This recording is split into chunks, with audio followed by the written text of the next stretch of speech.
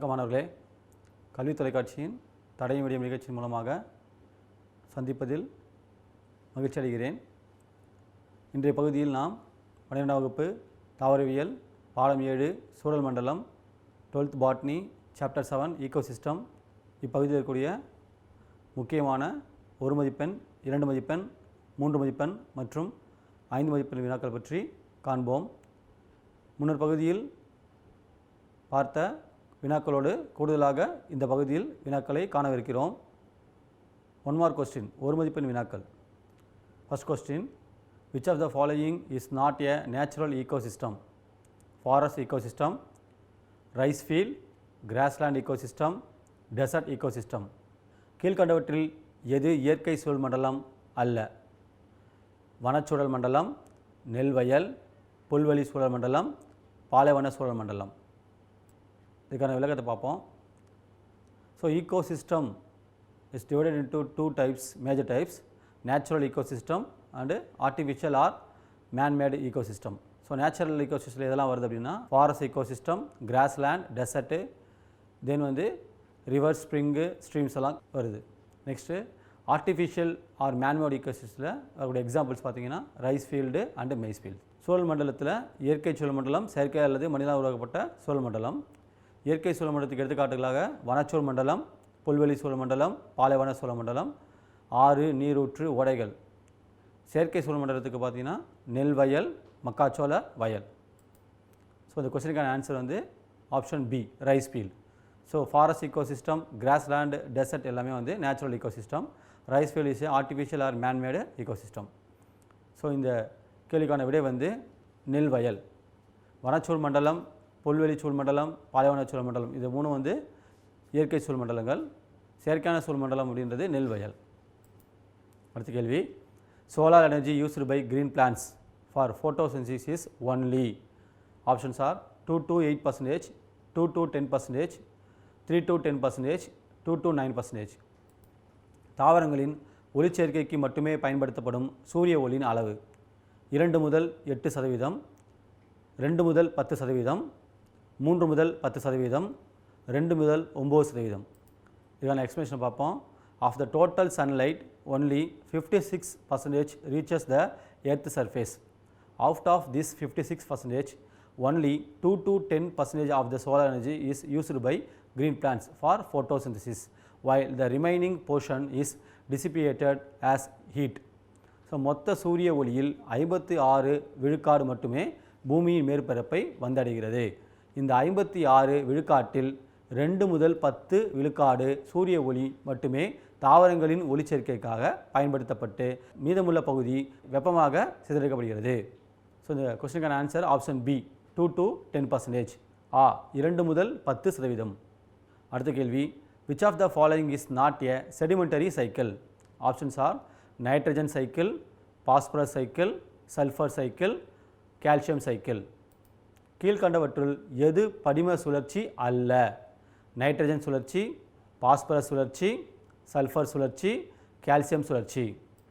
Explanation பார்ப்போம். Gaseous cycle, it includes atmospheric oxygen, carbon and nitrogen cycle. Sedimentary cycle, it includes the cycles of phosphorus, sulphur and calcium. வளி சுழற்சி, வளிமண்டல oxygen, carbon, nitrogen ஆகியவற்றின் சுழற்சிகள் இதில் அடங்கும். படிம சுழற்சி, புவியில் படிமங்களாக உள்ள பாஸ்பரஸ், சல்ஃபர், கால்சியம் ஆகியவற்றின் சுழற்சிகள் இதில் அடங்கும். So answer is option A, nitrogen cycle. So phosphorus, sulphur and calcium are sedimentary cycle. So விடை நைட்ரஜன் சுழற்சி, பாஸ்பரஸ் சுழற்சி, சல்ஃபர் சுழற்சி, கால்சியம் சுழற்சி எல்லாம் வீழ்படிவு சுழற்சி, படிம சுழற்சி. Next question, which of the following are not regulating services of ecosystem services? Genetic resources, recreation and aesthetic values, invasion resistance, climatic regulation. இதுக்கு options 1 and 3, 2 and 4, 1 and 2, 1 and 4. கீழ்கண்டவற்றில் எவை சூழல் மண்டல சேவைகளில் ஒழுங்குபடுத்தும் சேவை அல்ல? மரபணு வளங்கள், பொழுதுபோக்கு மற்றும் அழகுசார் மதிப்புகள், ஊடுருவல் எதிர்ப்பு, காலநிலை கட்டுப்பாடு. இதுக்கான விடையை பார்த்தீங்கன்னா 1 மற்றும் 3, 2 மற்றும் 4, 1 மற்றும் 2, 1 மற்றும் 4. இதுக்கான எக்ஸ்பிளேஷன் பார்ப்போம். So ecosystem services are divided into 4 categories. One is provision services, cultural services, supporting services, regulating services.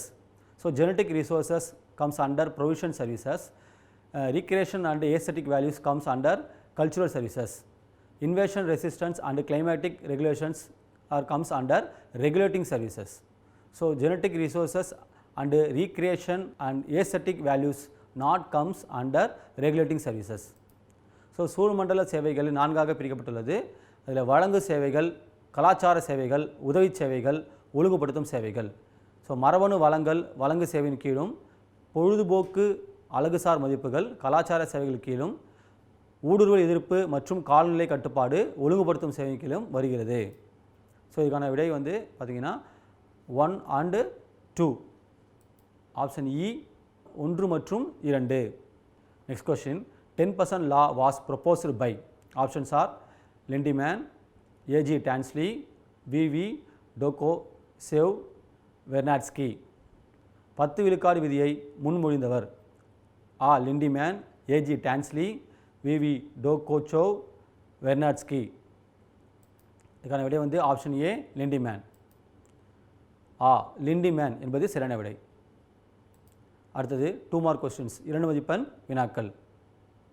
First question, fill in the blanks with according to the first law of thermodynamics.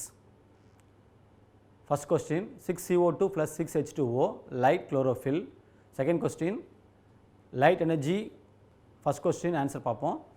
6CO2 plus 6H2O in the presence of light and chlorophyll converted into C6H12O6, that means glucose plus 6O2. Then light energy is converted into chemical energy. So வெப்ப இயக்கவியலின் முதல் விதியின்படி கோடிட்ட இடங்களை நிரப்புக. 6 carbon di oxide plus 6 நீர் H2O ஒளி மற்றும் பச்சை முன்னிலையில் என்னவாக மாறுகிறது? இரண்டாவது கேள்வி, ஒளி ஆற்றலானது என்னவாக மாறுகிறது? ஸோ இதுக்கான விடை என்ன அப்படின்னா 6 கார்பன் டை ஆக்சைடு ப்ளஸ் 6 நீர் மூலக்கூறானது ஒளி மற்றும் பச்சை முன்னிலையில் C6H12O6 அதாவது குளுக்கோஸாக மாறுகிறது, ப்ளஸ் 6 ஆக்சிஜன் ஆக மாறுகிறது. அடுத்த கேள்விக்கு விடை வந்து ஒளி ஆற்றலானது வேதி ஆற்றலாக மாற்றப்படுகிறது. Second question, define standing quality or standing state. Abiotic components play vital role in any ecosystem. The total inorganic substance present in any ecosystem at a given time is called standing quality or standing state. வரையறு, நிலைத்த தரம் அல்லது நிலைத்த கூறு. So உயிரற்ற கூறுகள் சூழல் மண்டலத்தில் மிக முக்கிய பங்கு வகிக்கின்றன. சூழல் மண்டலத்தின் ஒரு குறிப்பிட்ட காலத்தில் காணப்படும் மொத்த கனிம பொருட்கள் நிலைத்த தரம் அல்லது நிலைத்த கூறு என்று அழைக்கப்படுகின்றன. Next question, what is standing crop? The amount of living material present in a population at any given time is known as standing crop, which is expressed in terms of number or biomass per unit area. நிலைத்த உயிர் தொகுப்பு என்றால் என்ன? ஒரு உயிரின கூட்டத்தில் ஒரு குறிப்பிட்ட காலத்தில் காணப்படும் உயிரினங்களின் அளவிற்கு நிலைத்த உயிர் தொகுப்பு என்று பெயர். இது ஓர் அலகு இடத்தில் இவைகளின் எண்ணிக்கை அல்லது உயிர்த்திறன் அடிப்படையில் குறிப்பிடப்படுகிறது. அடுத்த கேள்வி, explain the process which is essential for recycling and balancing the nutrient pool in an ecosystem. So decomposition is a process in which the detritus such as dead plants, animals and their excreta are break down into simple organic matter by the decomposers. It is an essential process for recycling and balancing the nutrient pool in an ecosystem. ஒரு சூழல் மண்டலத்தில் ஊட்டங்களின் மறுசுழற்சிக்கும் கனிம நிலைப்பாட்டிற்கும் தேவைப்படும் முக்கியமான செயலினை விவரி. சிதைவுக்கூலங்கள் அதாவது இறந்த தாவரங்கள், விலங்குகள் மற்றும் அதன் கழிவுகள் சிதைப்பவைகளால் சிறிய கரிம பொருட்களாக உடைக்கப்படும் செயல்முறைக்கு சிதைத்தல் என்று பெயர். இது ஒரு சூழ் மண்டலத்தின் ஊட்டங்களின் மறுசுழற்சிக்கும் சமநிலைப்பாட்டிற்கும் தேவைப்படும் முக்கியமான செயலாக உள்ளது. Next question, define community productivity. The rate of net synthesis of organic matter or biomass by a group of plants per unit area per unit time is known as community productivity. வரையறு குழும உற்பத்தி திறன் ஓர் அலகு இடத்தில் ஓர் அலகு காலத்தில் ஒரு தாவர குழுமத்தினால் உற்பத்தி செய்யப்படும் நிகர கரிம பொருட்களின் உயிர்த்துறல் விகிதமே குழும உற்பத்தி திறன் எனப்படுகிறது. நெக்ஸ்ட் 3 மார்க் கொஸ்டின், 3 மதிப்பெண் வினாக்கள். First question, what are the factors affecting primary productivity? Primary productivity depends upon the plant species of an area, their photosynthetic capacity, availability of nutrients, solar radiation, precipitation, soil type, topographic factors such as altitude, latitude and direction and other environmental factors. முதல்நிலை உற்பத்தி திறனை பாதிக்கும் காரணிகள் யாவை? முதல்நிலை உற்பத்தி திறன் ஒரு குறிப்பிட்ட இடத்தில் காணப்படும் தாவர சிற்றினங்கள், அவைகளின் ஒளிச்சேர்க்கை திறன், கிடைக்கும் ஊட்டச்சத்துக்களுடைய தன்மை, சூரிய ஒளி, மழை அளவு, மண் வகை, நிலப்பரப்பு காரணிகள், அது குத்துயரம், விரிவகலம், திசைகள் போன்றவை மற்றும் பிற சுற்றுச்சூழல் காரணிகளை பொறுத்து அமைகிறது. Write the flow chart of classification of ecosystem. So ecosystem is divided into two major types. First one is natural ecosystem, second one is artificial or man-made ecosystem. So artificial or man-made ecosystem is artificially maintained by man. Examples are rice field and maize field. Natural ecosystem with or without human interference, it is called natural ecosystem. The natural ecosystem further divided into two types, terrestrial ecosystem and aquatic ecosystem. Examples for terrestrial ecosystems are forest ecosystem, grassland ecosystem, desert ecosystem. So aquatic ecosystem is a open type water bodies divided into freshwater ecosystem, marine ecosystem. So freshwater ecosystem divided into two types, lotic and lentic. Lotic is a running water bodies, lentic is standing water bodies. Example of lotic ecosystem is river, spring and streams. Example for lentic ecosystems are pond and lake. சூழல் மண்டல வகைப்பாட்டின் அட்டவணையை எழுதுக. சூழல் மண்டலம் இயற்கை சூழல் மண்டலம் மற்றும் செயற்கை அல்லது மனிதனால் உருவாக்கப்பட்ட சூழல் மண்டலம் என இரண்டாக பிரிக்கப்படுகிறது. செயற்கை சூழல் மண்டலம் என்பது செயற்கையாக மனிதனால் பராமரிக்கப்படுகிறது. எடுத்துக்காட்டுகளாக நெல் வயல் மற்றும் மக்காச்சோள வயலை கூறலாம். இயற்கை சூழல் மண்டலம் என்பது மனித தலையீடு பெற்ற அல்லது பெறாத சூழல் மண்டலங்கள். இது மேலும் 2 பிரிவுகளாக பிரிக்கப்படுகிறது. ஒன்று நிலச்சூழல் மண்டலம், மற்றொன்று நீர்ச்சூழல் மண்டலம். ஸோ நிலச்சூழல் மண்டலத்துக்கு எடுத்துக்காட்டுகளாக வனச்சூழல் மண்டலம், புல்வெளி சூழல் மண்டலம் மற்றும் பாலைவன சூழல் மண்டலத்தை கூறலாம். நீர் சூழல் மண்டலம் என்பது திறந்த நீர்நிலைகளை குறிக்கிறது. இந்த திறந்த நீர்நிலைகளானது நன்னீர் சூழல் மண்டலம் மற்றும் கடல்நீர் சூழல் மண்டலம் என இரண்டாக பிரிக்கப்படுகிறது. ஸோ நன்னீர் சூழல் மண்டலம் மேலும் லோட்டிக் மற்றும் லென்டிக் என்று இரண்டாக வகைப்படுத்தப்படுகிறது. லோட்டிக் என்பது ஓடு நீர்நிலைகளையும், லென்டிக் என்பது நிலை நீர்நிலைகளையும் குறிக்கின்றது. ஓடு நீர்நிலைகளுக்கு எடுத்துக்காட்டுகள் ஆறு, நீரூற்று மற்றும் ஓடை. நிலை நீர்நிலைகளுக்கு எடுத்துக்காட்டுகள் குளம் மற்றும் ஏரி. Next question, generally human activities disturb or re-engineer an ecosystem every day. Write any 3 of them. So 3 mark question அப்படின்றதுனால நம்ம 3 points எழுதினா போதும். Habitat destruction, deforestation and overgrazing, erosion of soils, introduction of non-native species, over harvesting of plant materials, pollution of land, water and air, run of pesticides, fertilizers and animal waste.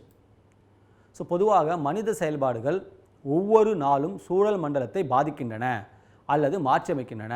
அவற்றில் ஏதேனும் 3 எழுதுக. So 3 மதிப்பெண் வினாக்கள்ன்றதுனால இதனால் 3 எழுதினா போதும். புவி வாழிடத்தை அழித்தல், வன அழிப்பு மற்றும் மிகை மேய்ச்சல், மண் அரிப்பு, அயல்நாட்டு தாவரங்களை அறிமுகப்படுத்துதல், தேவைக்கு அதிகமாக தாவர பொருட்களை அறுவடை செய்தல், நில, நீர் மற்றும் காற்று மாசுபாடு, பூச்சிக்கொல்லிகள், உரங்கள் மற்றும் விலங்கு கழிவுகள் வழிந்தோடல் போன்றவை காரணங்களாக கூறப்படுகிறது. Next question, explain the characteristics of ecological succession. So characteristics of ecological successions are It is a systematic process which causes changes in specific structure of plant community. It is resultant of changes of abiotic and biotic factors. It transforms unstable community into a stable community. Gradual progression in species diversity, total biomass, niche specialization and humus content of soil takes place. It progresses from simple food chain to complex food web. It modifies the lower and simple life form to the higher life forms. It creates interdependence of plants and animals. சூழலியல் வழிமுறை வளர்ச்சியின் பண்புகள் விவரி. சூழலியல் வழிமுறை வளர்ச்சியின் பண்புகள். தாவர குழுமத்தின் குறிப்பிட்ட அமைப்பில் மாற்றங்களை ஏற்படுத்தும் ஒரு முறையான செயல்முறையாக விளங்குகிறது. உயிரற்ற மற்றும் உயிருள்ள காரணிகளின் மாற்றங்கள் விளைவாக உருவாகிறது. நிலையற்ற குழுமத்தை நிலையான குழுமமாக மாற்றி அமைக்கிறது. சிற்றின பன்மம், மொத்த உயிரி எடை, செயல்வாழிடத்தன்மை, மண்ணின் கரிம மட்கு போன்றவற்றில் படிப்படியாக முன்னேற்றம் காணப்படுகிறது. எளிய உணவு சங்கிலிருந்து சிக்கலான உணவு வலைக்கு முன்னேறுகிறது. கீழ்நிலை மற்றும் எளிய உயிரினங்களை முன்னேறிய உயர் உயிரினங்களாக மாற்றியமைக்கிறது. தாவரங்கள் மற்றும் விலங்குகளுக்கிடையே இடைச்சார்பை உருவாக்குகிறது. ஸோ 3 மதிப்பெண் வினாக்களை கேட்டாங்கன்னா ஏதாவது 3 பாயிண்ட்ஸ் எழுதுனா போதும். Next question, right a short note on xerosphere and its type. Succession starts in region where moisture is present in minimal amount with water is called xerosphere. Types of xerosphere: lithosphere, initiating on a barren rock; halosphere, initiating in saline water; samosphere, initiating on sand. வளர் நில வழிமுறை வளர்ச்சி மற்றும் அதன் வகைகள் பற்றி சுருக்கமாக எழுதுக. குறைந்த அளவு ஈரப்பதத்துடன் கூடிய நீருள்ள இடங்களில் தொடங்கும் வழிமுறை வளர்ச்சி வறல் நில வழிமுறை வளர்ச்சி எனப்படும். வறல் நில வழிமுறை வளர்ச்சியின் வகைகள்: பாறை வழிமுறை வளர்ச்சி, வெற்று பாறைகள் மீது தொடங்குவது; உவர் வழிமுறை வளர்ச்சி, உப்பு நீரில் தொடங்குவது; மணல் வழிமுறை வளர்ச்சி, மணல் அல்லது மணல் மேடுகள் மீது தொடங்கும் வழிமுறை வளர்ச்சி. நெக்ஸ்ட் கொஸ்டின், 5 மார்க் கொஸ்டின்ஸ், 5 மதிப்பு வினாக்கள். First question, list out the various benefits of mangrove ecosystem services. It offers habitat and act as nursery for aquatic plants and animals. Provides medicine, fuel, wood and timber. Act as bridge between sea and rivers by balancing sedimentation and soil erosion. Helps to reduce water force during cyclones, tsunamis and high tide periods. Helps in windbreak, O2 production, that means oxygen production, carbon sequestration and prevents salt spray from waves. சதுப்பு நில சூழமண்டல சேவைகளின் நன்மைகளை குறிப்பிடுக. வாழிடத்தை வழங்குவதுடன் நீர்வாழ் தாவரங்கள் மற்றும் விலங்குகளுக்கான நாற்றங்கால்களாக திகழ்கிறது. மருந்துகள், எரிக்கட்டைகள் மற்றும் மரக்கட்டைகள் ஆகியவற்றை வழங்குகிறது. வண்டல் படிதல் மற்றும் மண் அரிப்பை சமநிலைப்படுத்துவதன் மூலம் கடலுக்கும் நதிகளுக்கும் இடையில் ஒரு பாலமாக செயல்படுகிறது. சூறாவளி, ஆழிப்பேரலை மற்றும் உயர் அலைக்காலங்களில் நீரின் விசையை குறைக்க உதவுகிறது. காற்று தடுப்பு, ஆக்சிஜன் உற்பத்தி, கார்பன் சேகரிப்பு மற்றும் அலைகளிலிருந்து உப்பு தெளிப்பதை தடுக்க உதவுகிறது. ஸோ இந்த பிக்சரில் பார்த்தீங்கன்னா மேங்க்ரோவ் ஈகோசிஸ்டம் சதுப்பு நில சூழமண்டலத்தினுடைய ஒரு படத்தை நம்ம பார்க்குறோம். Next question, write any 5 significance of plant succession. So significance of plant successions. Succession is a dynamic process, hence an ecologist can access and study the several stages of a plant community found in a particular area. The knowledge of ecological succession helps to understand the controlled growth of one or more species in a forest. Utilizing the knowledge of succession, even dams can be protected by preventing siltation. It gives information about the techniques to be used during reforestation and afforestation. It helps in the maintenance of pastures. Plant succession helps to maintain species diversity in an ecosystem. Patterns of diversity during succession are influenced by resource availability and disturbance by various factors. Primary succession involves the colonization of habitat of an area divide of life. Secondary succession involves the re-establishment of a plant community in disturbed area or habitat. Forests and vegetations that we come across all over the world are the result of plant succession. தாவர வழிமுறை வளர்ச்சியின் முக்கியத்துவங்களின் ஏதேனும் 5 எழுதுக. தாவர வழிமுறை வளர்ச்சியின் முக்கியத்துவங்கள். இது இயக்க நிலையில் உள்ள ஒரு செயல்முறையாகும். எனவே ஒரு குறிப்பிட்ட பகுதியில் காணப்படும் ஒரு தாவர குழுமத்தை பற்றிய சுற்றுச்சூழலியலாளர் தீர்மானிக்கவும் படிநிலை தொடரி குழுமங்களை படித்தறியவும் ஏதுவாகிறது.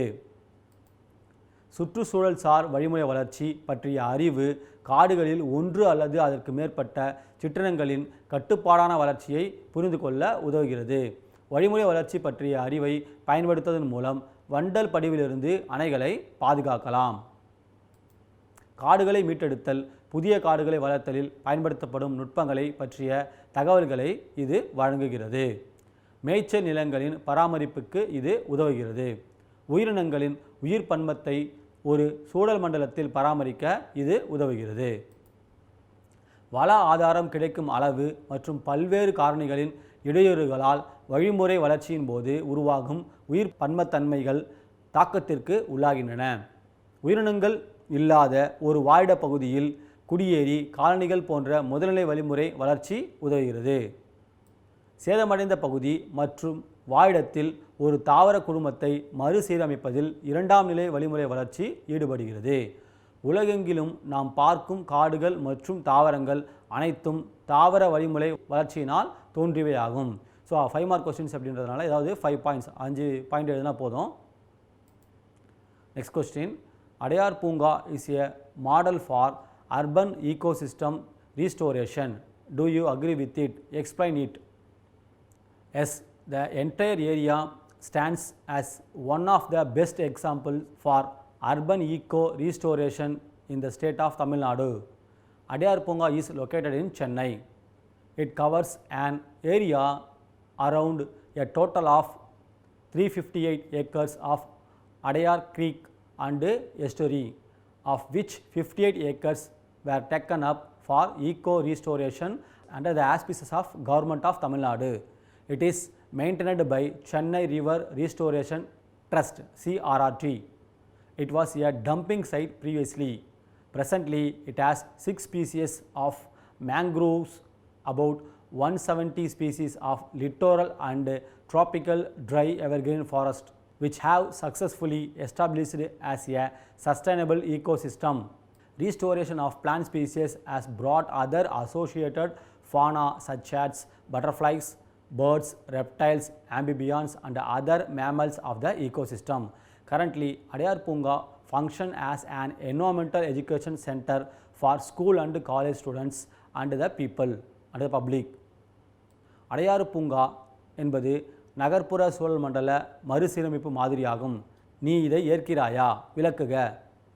ஆம், தமிழ்நாட்டில் நகர்ப்புற மறுசீரமைப்புக்கான சிறந்த எடுத்துக்காட்டுகளில் ஒன்றாக இந்த முழு பகுதியும் திகழ்கிறது. அடையார் பூங்கா சென்னையில் அமைந்துள்ளது. இது அடையாறு சிற்றோடை, அது கடற்கழி மற்றும் கழிமுகத்துவாரத்தை சுற்றி ஏறத்தாழ 358 ஏக்கர் பரப்பளவை கொண்டது. இதில் 58 ஏக்கர் சுற்றுச்சூழல் மறுசீரமைப்புக்காக தமிழ்நாடு அரசு ஆதரவின் கீழ் கொண்டு வரப்பட்டுள்ளது. இது சென்னை நதிகள் மறுசீரமைப்பு அறக்கட்டளை (CRRT) மூலம் பராமரிக்கப்படுகிறது. முன்னர் இது ஒரு குப்பை கிடங்காக இருந்தது. தற்போது இது 6 உவர்நில தாவர சிற்றினங்களையும் ஏறத்தாழ 170 கடற்கரையோர மற்றும் வெப்பமண்டல வறண்ட பசுமை மாறா காடுகளின் சிற்றினங்களையும் கொண்ட ஒரு நீடித்த நிலையான சூழல் மண்டலமாக நிலை பெற்றுள்ளது. இந்த தாவர மறுசீரமைப்பின் மூலம் சூழல் மண்டலத்திற்குரிய பட்டாம்பூச்சிகள், பறவைகள், ஊர்வன, நீர்நில வாழ்வன மற்றும் பிற பாலூட்டிகள் போன்ற விலங்குகளையும் கொண்டு வந்துள்ளது. தற்போது அடையாறு பூங்காவானது பள்ளி, கல்லூரி மாணவர்கள் மற்றும் பொதுமக்களுக்கான சுற்றுச்சூழல் சார் கல்வி மையமாக செயல்படுகிறது. அதாவது ரீஸ்டோரேஷன் பிளேஸ் இது இந்த பிக்சரில் பார்க்குறது. ஸோ இதுக்கு முன்னாடி வந்து ப்ரீவியஸ்லி நம்ம தொல்காப்பிய பூங்கா அப்படின்னு சொல்லி அழைச்சோம். இந்த மாதிரி ஈகோ ரீஸ்டோரேஷன் ப்ராஜெக்ட் வந்து கோட்டூர்புரத்தில் போயிட்டுருக்கு. அது மியாவாக்கி ஃபாரஸ்ட் டெவலப்மெண்ட்ன்ற ப்ராஜெக்டில் போயிட்டுருக்கு. Next question, explain carbon cycle. The circulation of carbon between organisms and environment is known as the carbon cycle. Carbon is an inevitable part of all biomolecules and substantially impacted by the change in global climate.